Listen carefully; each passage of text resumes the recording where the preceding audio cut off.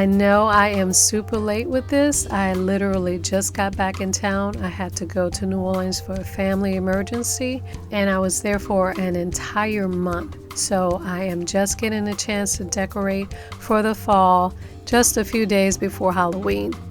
But I thought it was worth showing you how I quickly decorated my front porch using very little money and made these colorful fall wreaths for no money using material I already had.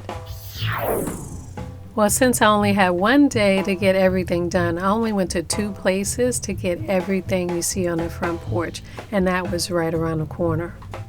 You can click on the link above to read all the details of how I set up and decorated my front porch and got all the flowers and pumpkins at a discount. Now, since I did set up the front porch first, I wanted my wreaths to match the flowers and the pumpkins on the porch. Now, whenever I do go to Dollar Tree or Walmart to buy flowers for wreaths, I always buy too many. So I started keeping my extra flowers and picks in these bins here in this closet. So I'm just going to pull out a few of these bins to see if I could find some fall flowers in the colors that I need to make my wreath. Okay, so I scoured through my supply, and here are some fall flowers I found that I think will match perfectly. I have some white sunflowers that will match the white pots. I have green sunflowers, match the greenery. I also have blush flowers that I think will go well with the pumpkins. I have different color red berries that I think will match the burgundy mums well. I also have yellow flowers that will match the yellow mums. So I am really pleased with my stash. I think I have some really nice picks that are going to make a couple of really beautiful wreaths. In my closet I also had 2 woodland wreaths. I got these from Dollar Tree a while back, and I'll be using these as a base for my 2 wreaths. Now, since my house is white and I do have white pots on the porch, I think these will look really nice with a white wash against the black door. So I'm going to use a little white matte acrylic paint, and I'm going to cover the entire wreath with a wet brush diluted with water. I'm also going to brush in the cracks, and this is like a wash. It's not going to be a stark white, but I do want to completely cover it. So now that my wreaths are completely dry, I'm going to start adding my flowers. I'm going to start with these fern leaves, and I'm going to fan them out on the bottom left. And I'm just taking the bottom stem and weaving it into the cracks of the wreath. I'm pushing that all the way in. I'm going to turn that around and pull the stem in through another part of the wreath on the back. And that's pretty much how I insert my flowers, and whenever needed I do add hot glue to make sure it stays in. I also have this spider plant, and I think this will work really well because it has that sort of wild fall look. So I'm going to fan this around the sides and the top.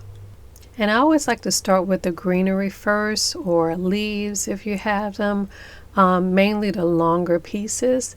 They make a nice background for the flowers that will go in front. Next I'll put down the berries, and that'll add some nice texture, and I'll be fanning those out towards the bottom left also. Now I don't want this to look too Christmassy, but adding the bright red berries with the dark berries, it sort of mixes and gives you the appearance that it's close to the same color as the mums on my porch. Now I can add my flowers in the foreground. I'll start with these yellow-green sunflowers, and I'm cutting the flowers individually so I can add one stem at a time. Also adding my flowers, I start from the bottom left going up. Now I'm going to add some yellow wing stem. These have some long leaves on them, so I'm going to put these more towards the outside so that the leaves can extend outward.